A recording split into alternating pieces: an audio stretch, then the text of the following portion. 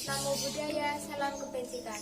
Perkenalkan, nama saya Nadia Nursifa, NIM 18021020149, mahasiswa Pendidikan Masyarakat, Fakultas Keguruan dan Ilmu Pendidikan Universitas Jember.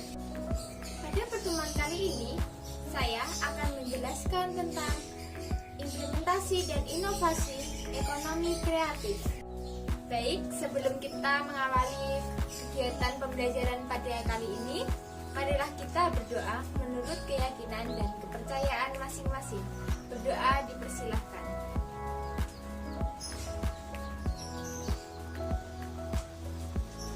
Berdoa selesai. Baik, terima kasih. Bagaimana kabar warga belajar PKBM Latansa Bojonegoro pada hari ini? Semoga senantiasa diberikan kesehatan, kelancaran, dan jangan lupa untuk menjaga kesehatan.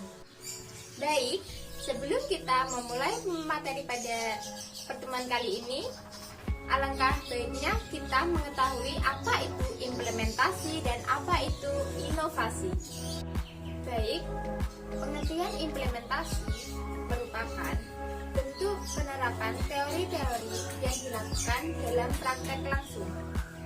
Banyak sekali referensi bacaan mengenai ekonomi kreatif. Namun, tidak semua referensi dapat diimplementasikan di semua daerah. Setiap daerah memiliki perbedaan dari segi teori yang ada dengan implementasi yang dilakukan. Oleh sebab itu, pentingnya kita belajar mengenai implementasi pada ekonomi kreatif agar kita dapat mengetahui bagaimana ekonomi kreatif diterapkan di daerah Bojonegoro dan sekitarnya. Yang selanjutnya adalah pengertian inovasi.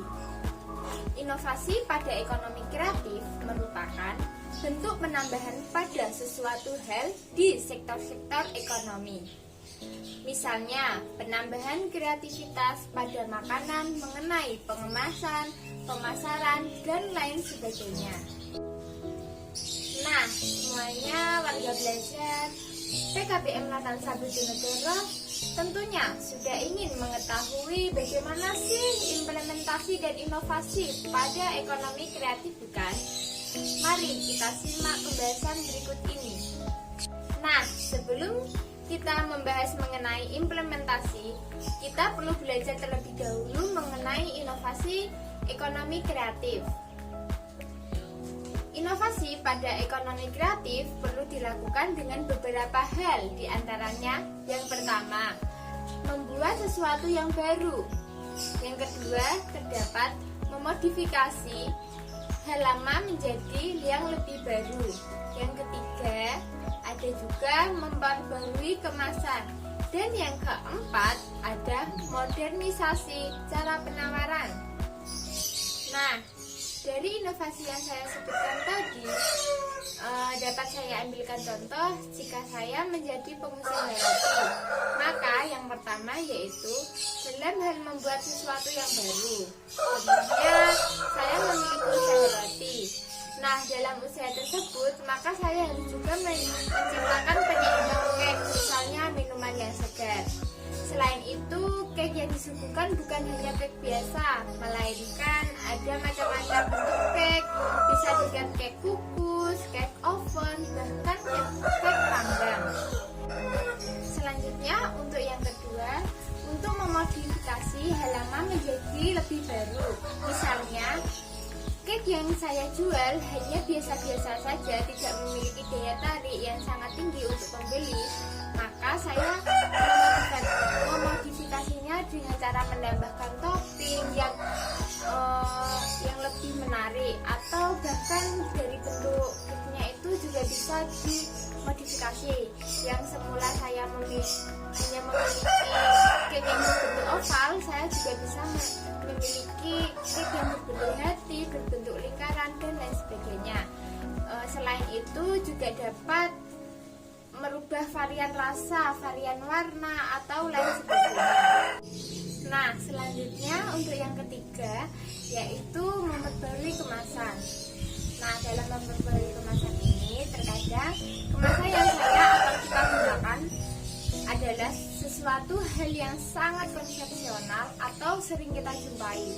Wadah yang biasanya tipis, bahkan terkadang hanya digunakan untuk cake tidak menarik pembeli. Nah, kita dapat melakukan perubahan baik dari segi desain, segi bentuk, dan cara pengemasannya.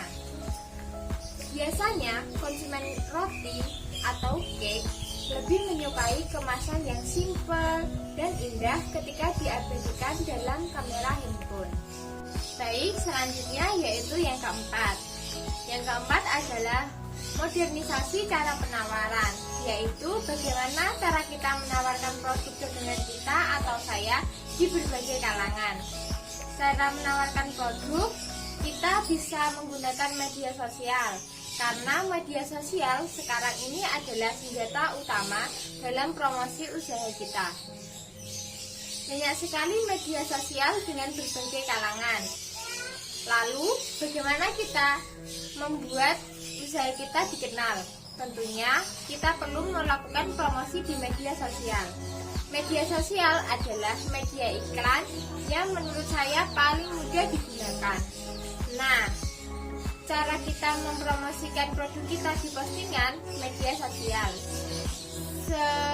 Sekarang banyak sekali tutorial-tutorial dalam pengambilan gambar sebagai media promosi. Bahkan banyak aplikasi editor yang dapat digunakan di Android seperti Canva dan lain sebagainya. Selain itu, kita juga perlu menjangkau berbagai sosial media. Jangan berkutik di satu media sosial saja. Ada beberapa media sosial yang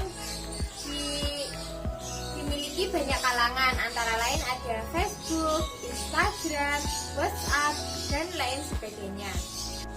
Nah, lalu bagaimana sih cara kita mengimplementasikan dalam usaha kita? Dalam pengimplementasiannya tentunya perlu adanya penyesuaian dengan usaha-usaha kita. Kita pilih saja inovasi mana yang bisa kita gunakan dalam usaha kita. Nah, di sini saya menyarankan metode trial and error. Nah, trial and error sendiri adalah sesuatu hal yang harus kita coba terlebih dahulu, lalu pada beberapa hari atau minggu atau bahkan bulan kita lakukan evaluasi apa sih yang salah dalam usaha kita sehingga usaha kita kok tidak selaku usaha-usaha tetangga. Kita perbaiki beberapa kesalahan atau beberapa kendala yang kita alami untuk mendapatkan hasil yang memuaskan. Baik, kesimpulan pada pembelajaran kali ini adalah inovasi dan implementasi adalah suatu kesatuan yang tidak bisa dipisahkan. Karena jika kita hanya memiliki inovasi dalam pikiran akan tetapi tidak diimplementasikan atau dipraktekkan secara langsung, maka akan sia-sia. Jadi, mencoba dan selalu memperbaiki dan jangan pernah patah semangat dalam menjalankan usaha-usaha yang sudah kita bangun dari nol. Setelah saya jelaskan, semoga warga belajar PKBM Lakang Kalian dan Bojonegoro dapat memahaminya dan dapat mengimplementasikannya dalam usaha-usaha saudara. Sebelum saya mengakhiri kegiatan pembelajaran pada kali ini, saya akan memberikan tugas. Yaitu tugas yang pertama, silahkan saudara membuat video singkat mengenai ekonomi kreatif yang pernah Anda lakukan atau Anda amati di lingkungan sekitar.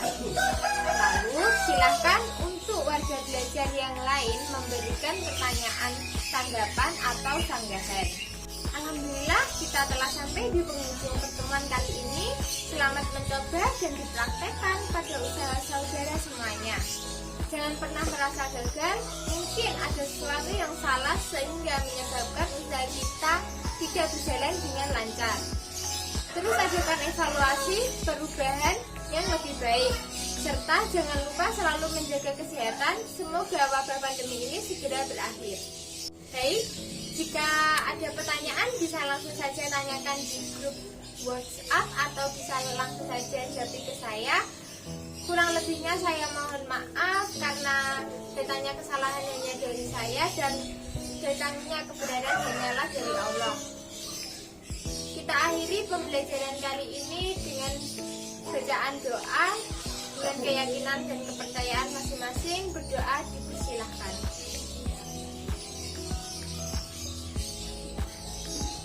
Berdoa selesai. Sekian, sampai jumpa di pertemuan yang akan datang. Kurang lebihnya mohon maaf. Wabillahi taufiq wal hidayah. Wassalamualaikum warahmatullahi wabarakatuh.